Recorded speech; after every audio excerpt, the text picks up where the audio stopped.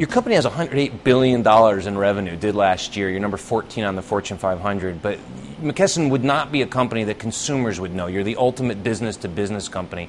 So maybe start just by telling me a little bit about the business. We started in the healthcare business primarily in pharmaceuticals and actually owned clipper ships in the old days, really? Importing chemicals and drugs from Europe.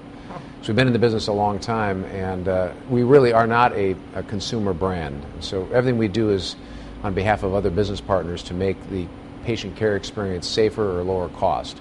We touch patients a little bit, but not often, and usually it's trying to promulgate the brand of our customers. So on the independent space, for example, we support all of the big independent pharmacies and as well as the the retail chains, big mail order operations, and so hospitals, physicians, payers. So we really are kind of unique in our position that we have a 360-degree view on how healthcare works, sort of from the inside out. We're sort of the industrialization process of healthcare as opposed to the patient interaction part of it.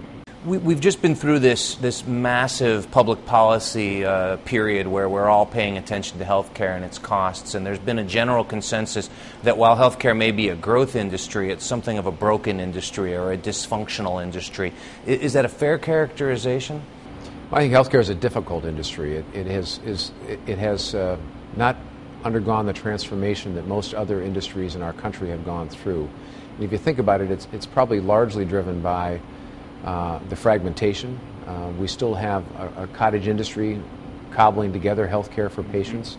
We have primary care physicians that are separate from specialists, that are separate from hospitals, that are separate from surgery centers, that are separate from the insurance industry, and separate from pharmacies. And the second thing I think is sort of the economic forces that exist in most other industries aren't forces in healthcare.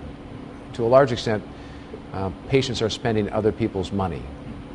They might pay a premium or they might have a co-payment, but to a large extent it's either a responsibility of their employer and a responsibility of an insurance company through the employer or on their own, or if they're on Medicare, Medicaid, or somebody who doesn't even have insurance, the connection between the economics of healthcare and the demand that they drive themselves isn't present here like it would be in most other industries. So the healthcare legislation that recently passed Congress, it's going to add tens of billions of dollars into the healthcare system. Now, I would imagine that McKesson is in the situation of a classic selling picks and shovels in the gold rush. I would assume there's almost no way that you can't benefit from that money coming into the system. Is that correct? Well, clearly we would see some benefit out of this. To my earlier discussion around pharmaceuticals, we think that pharmaceuticals are actually underutilized as part of the process.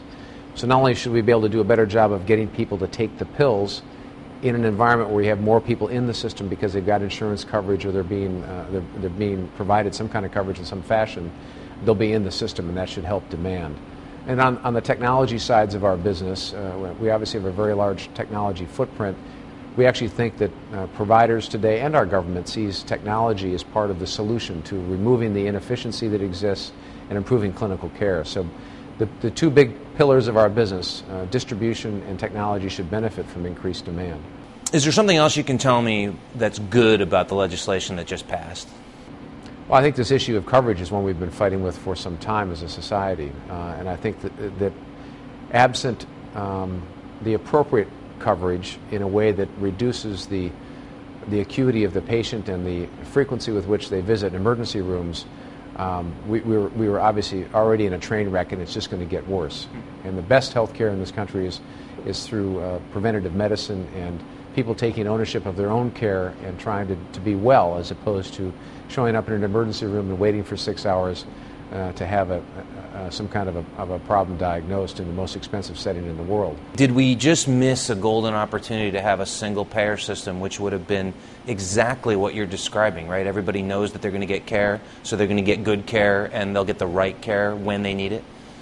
Well, I don't know whether a single provider system is better than a single payer system is better than a multi-payer system. I happen to believe that competition creates difference between the players in a business. And I'm for everyone having insurance or having coverage.